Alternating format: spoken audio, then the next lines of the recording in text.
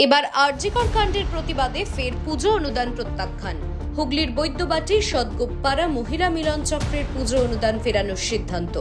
সরকারি অনুদান চাই না, চাই বিচার, সিদ্ধান্ত ক্লাব সদস্যদের। ছোটখাটো একটা প্রতিবাদ বলা যেতে পারে, কারণ আমরা তো মায়ের জাত, আমাদের তো সবসময় আমাদের মেয়েদের জন্য চিন্তা হয় যে আমাদের মেয়েরা সেফ কিনা।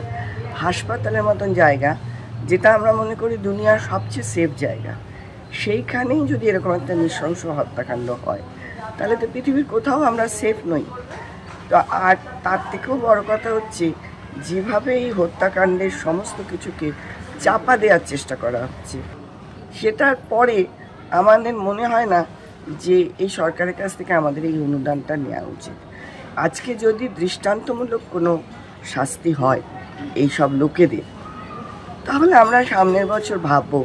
এই প্রথম নয়, আরজিকর কাণ্ডের প্রতিবাদ জানিয়ে ইতিমধ্যেই দুর্গাপুজো অনুদান প্রত্যাখ্যান করেছে বেশ কয়েকটি পুজো কমিটি।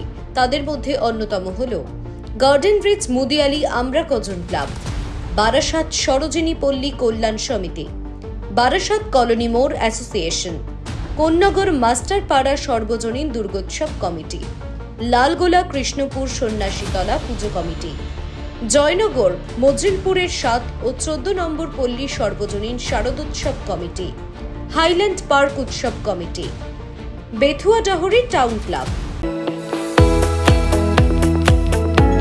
আপনারা দেখছেন ইউএন লাইভ, বাংলা খবরের শেষ কথা।